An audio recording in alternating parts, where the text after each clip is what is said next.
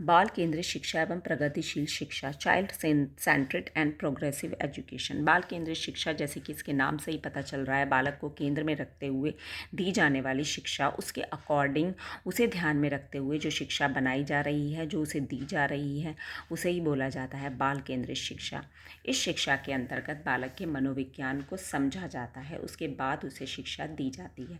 शिक्षा की व्यवस्था इस तरीके से की जाती है कि उसकी कठिनाइयों को दूर किया जाए।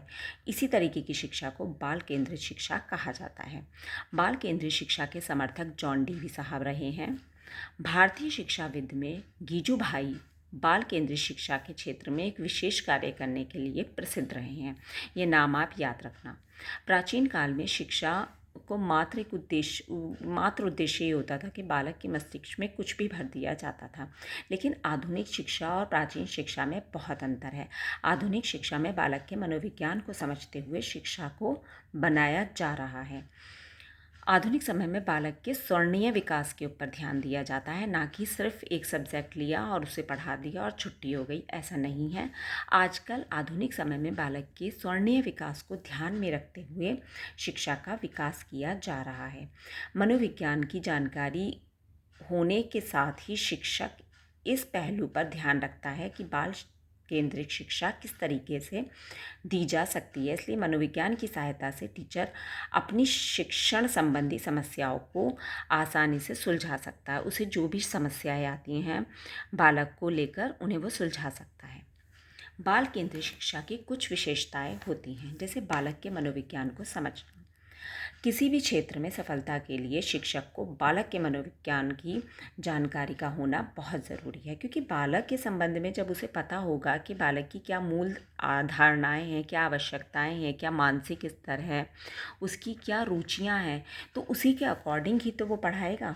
इसलिए बालक के मनोविज्ञान को समझना बाल केंद्रित शिक्षा का मुख्य विशेषता के अंतर्गत आता है।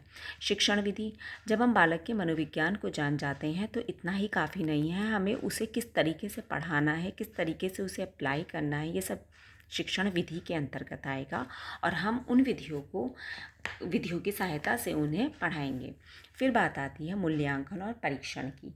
मूल्यांकन और परीक्षण के द्वारा जो स्टूडेंट होता है हमारा, हमें उसकी उन्नति का पता चलता है कि वो कहाँ पर उन्नति कर रहा है और कहाँ पर वो उन्नति नहीं कर रहा है, कौन सा पक्ष उसका कमज़ोर है।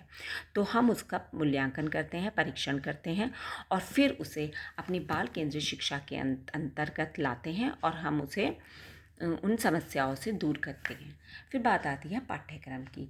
पाठ्यक्रम जो होता है वो बच्चों के विकास और विभिन्नताओं, प्रेरणाओं, मूल्यों, इन सब सिद्धांतों जो मनोवैज्ञानिक ज्ञान का आधार होते हैं वो हमें देते हैं। उन्हें ध्यान में रखते हुए पाठ्यक्रम बनाया जाता है।